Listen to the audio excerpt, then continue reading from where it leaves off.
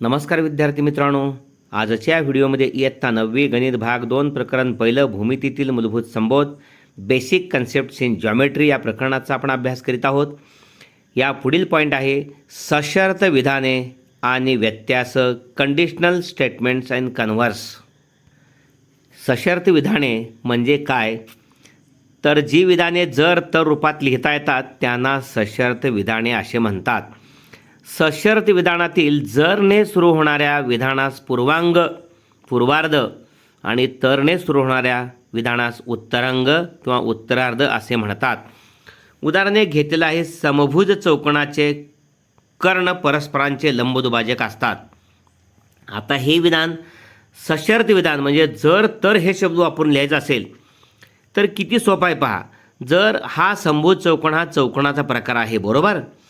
म्हणून जर दिलेला चौकोन समभुज चौकोन असेल तर त्याचे कर्ण परस्परांचे लंबदुभाजक असतात.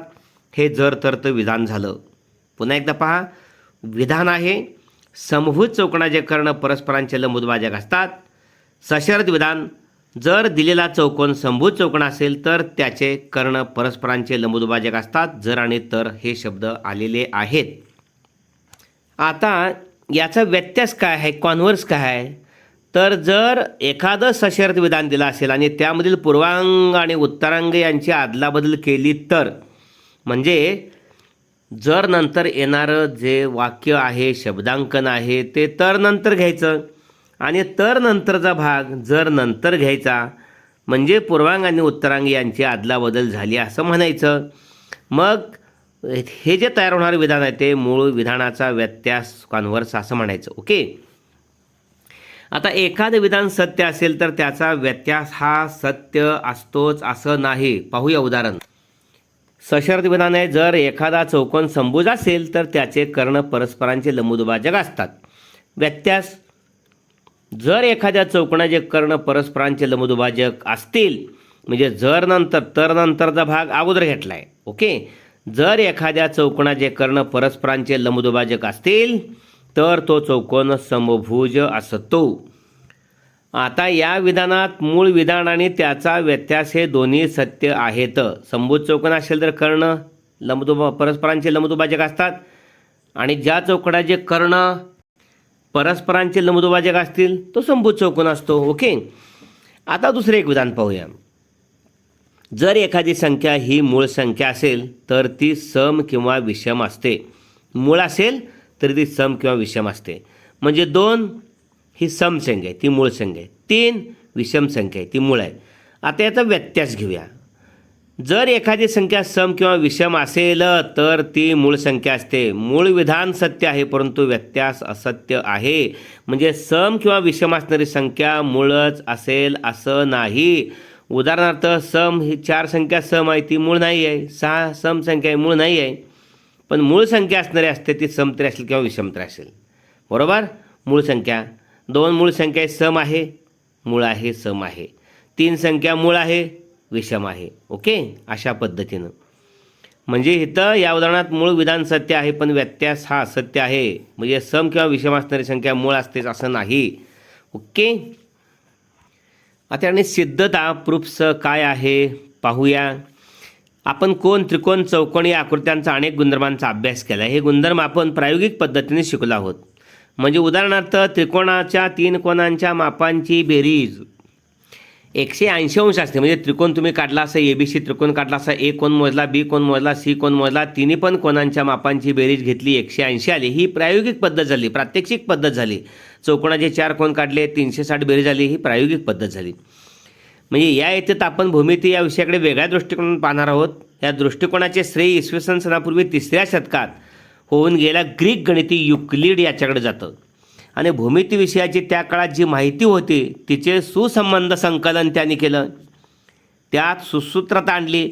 त्यांनी प्रामुख्याने असे दाखवून दिले की स्वयंसिद्ध व सर्वमान्य विधाने, गृहीतके, पॉस्ट्युलेट्स म्हणून स्वीकारले जातात. स्वयंसिद्ध आणि सर्वमान्य म्हणजे स्वयंसिद्ध म्हणजे स्वतः सिद्धता त्याची लिहिता येते. जी उदाहरणे सर्वमान्य विधाने आहेत, गृहीतक, सर्वमान्य विधाने, पॉस्ट्युलेट, गृहीतक आपण म्हणतोय, पॉस्ट्युलेट्स म्हणून स्वीकारलेले आहे आणि त्यांच्या आधारावर तर्कशुद्ध मांडणीने वरील सर्व गुणधर्म सिद्ध करता येतात.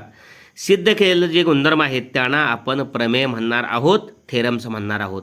आता युक्लिडनं 5 गृहीतकं स्वीकारलेली आहेत, 5 गृहीतकं मांडलेली आहेत. या ठिकाणी ती गृहीतकं काय आहेत पाहूया.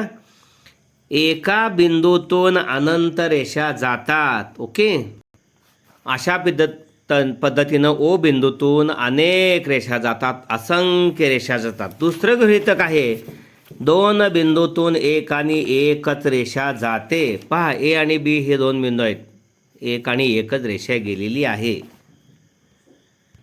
2 बिंदूतून एक आणि एकच रेषा जाते. तिसरं आहे कोणतेही बिंदू केंद्र मानून दिलेल्या त्रिज्येचे वर्तुळ काढता येते. 2 सेंटीमीटर त्रिज्येचं वर्तुळ काढू शकतोय, 3 सेंटीमीटर त्रिज्येचं वर्तुळ काढू शकतोय आपण. दिलेल्या त्रिज्येचं वर्तुळ काढता येतं. ओके, कोणतेही बिंदू केंद्र मानून दिलेल्या त्रिज्येचे वर्तुळ काढता येते. ओके, ओ केंद्र घेऊन आपण वर्तुळ काढलं. या ठिकाणी ओ केंद्र घेऊन जे वर्तुळ काढलेलं आहे, समजा 3.5 सेंटीमीटर त्रिज्येचं, म्हणजे केंद्र निवडला, दिलेली त्रिज्या घेतली की वर्तुळ काढता येतं अशा पद्धतीनं. चौथा, हे सर्व काटकोन परस्पराशी एकरूप असतात. हे सर्व काटकोन एकरूप असतात. ओके, एकमेकावरती तंतोतंत बसतात. 90 मापाच्या कोणाला काटकोन म्हणायचं. सर्व काटकोन एकरूप असतात. सगळ्या कोणांची मापे 90 अंश असतात. सर्व कोणांची मापे 90 अंश असतात. आणि 5वं गृहीतक आहे 2 रेषा व त्यांची छेदिका काढली असता एका बाजूला तयार झालेल्या अंतरकोणांची बेरीज 2 काटकोनापेक्षा कमी असेल तर त्या रेषा त्याच दिशेने वाढवल्यावर एकमेकांना छेदतात. आपणास माहिती आहे या ठिकाणी 2 समांतर रेषांना, 2 समांतर असतील म्हणजे दोन्ही बाजूला कुठेही छेदणाऱ्या नाहीत, अशा वेळेला अंतरकोण आपल्याला 180 बेरीज देतात. अंतरकोण हे पूरक असतात. परंतु या 2 रेषांना, यल आणि यम या 2 रेषांना या छेदिकेने पी या छेदिकेने छेदले असता ही जी बेरीज, हा समजा ए कोण आहे, हा बी कोण आहे, या ए आणि बी या 2 कोणांच्या मापांची बेरीज 2 काटकोनापेक्षा कमी म्हणजे 180 अंशापेक्षा कमी असेल, म्हणजे ए या कोणाचं 100 अंश माप आहे. आत्ता पाहिलं या ठिकाणी ए कोणाचं माप 100 अंश आहे आणि या ठिकाणी बी कोणाचं माप 65 अंश आहे. आणि मग 100 आणि 65 165 म्हणजे 2 काटकोनापेक्षा म्हणजे 180 अंशापेक्षा बेरीज कमी आहे. म्हणून जर 2 काटकोनापेक्षा कमी ज्या बाजूला त्या 2 कोणांच्या मापांची बेरीज असेल त्या बाजूला या रेषा वाढवल्या तर छेदतात. असे हे 5 गृहीतक अत्यंत महत्त्वाची आहेत. आत्ताच आपण काही गृहीतके त्यातली कृतीने पडताळून पाहिलेली आहेत. एखाद्या गुणधर्माची तर्कशुद्ध सिद्धता देता येत असेल तर तो गुणधर्म सत्य मानला जातो. तर्कशुद्ध सिद्धता देता येत असेल, ज्याची सिद्धता मांडता येते, एखादं उदाहरण, एखादा गुणधर्म पटवून देता येतोय सिद्धतेच्या माध्यमातून, तर ते गुणधर्म सत्य मानले जातात. त्यासाठी केलेल्या तर्कशुद्ध मांडणीला त्या गुणधर्माची म्हणजे त्या प्रमेयाची सिद्धता प्रूफ म्हणतात. आपण सिद्धता कशी लिहायची हे पाहणार आहोत. आणि एखादं सशर्त विधान सत्य आहे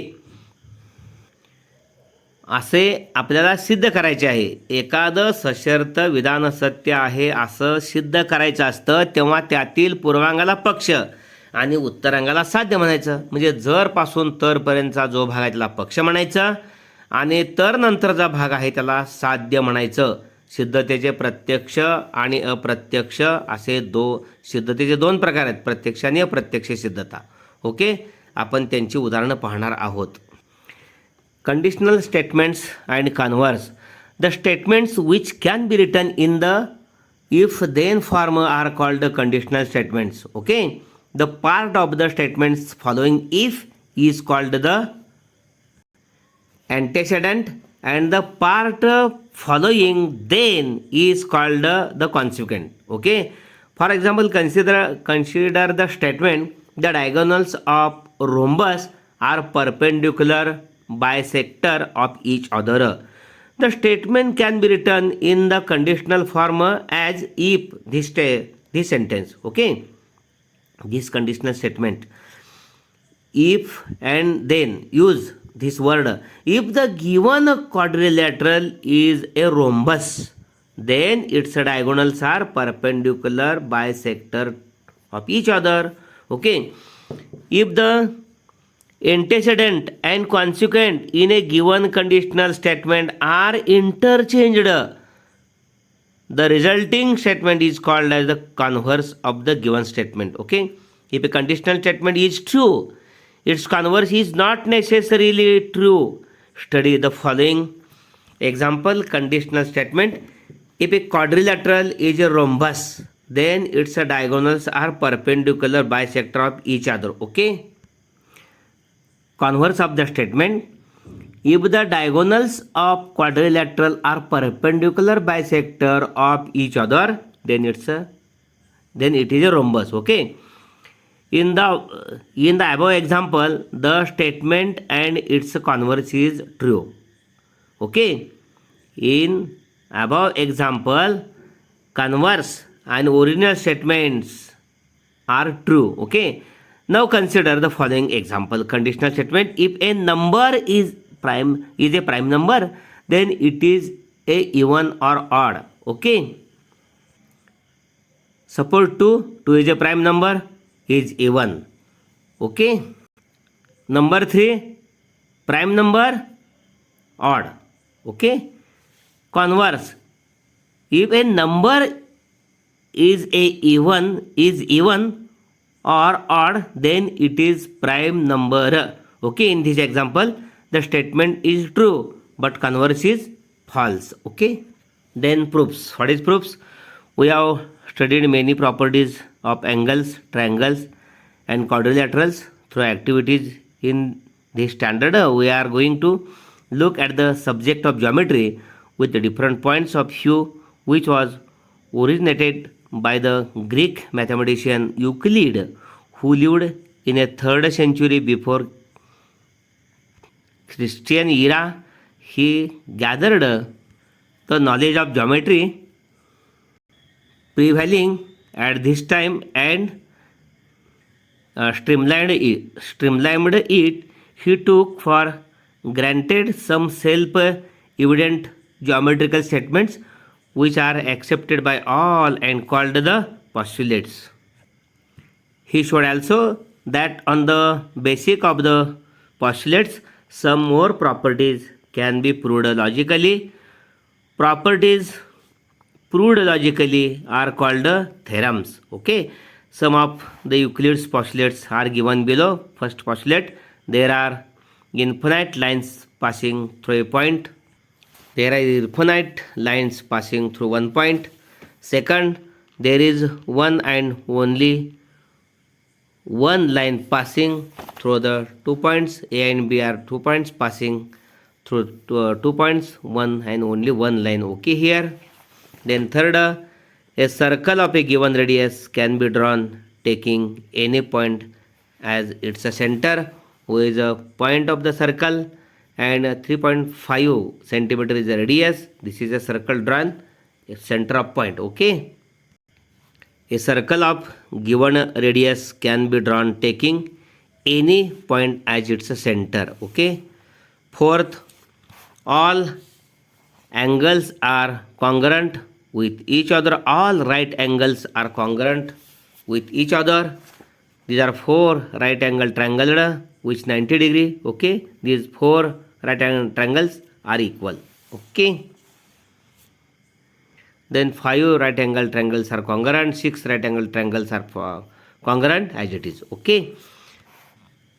Fifth postulate, if 2 interior angles formed on one side of a transversal of 2 lines add up to less than 2 right angles, then the lines produced in that direction intersect each other. Okay. Here L and M are 2 lines and line P is a transversal of line L and M. Okay. Here angle A and B are interior angles. If angles formed on one side, these interior angles transversal of 2 lines add up to lines than two right angles. Addition of A and B. Here A is 100 degree, B is 65 degree. And what is addition? 165 degree. This addition is less than two right angles, means 165 less than 180. Then these lines produced in that direction intersect each other. Okay. We have verified some of these postulates through activities. Okay. A property is supposed to the true if it can be proved logically. It is then called a theorem. Okay. The logical argument made to prove a theorem is called its proof. Okay. When we going to prove that conditional statement is true, its antecedent is called given part and the consequent is called the part of to be proved. Okay. There are two types of proofs, direct and indirect. Okay. In the next video we are going to see direct and indirect okay proofs. अशा पद्धतीने हा video आपण जरूर like करा आणि आपल्या सर्व विद्यार्थ्यांना जरूर पाठवा. व्हिडिओ कसा वाटला कमेंट बॉक्समध्ये निश्चित अगदी कमेंट द्या आणि मला प्रोत्साहन द्या. धन्यवाद.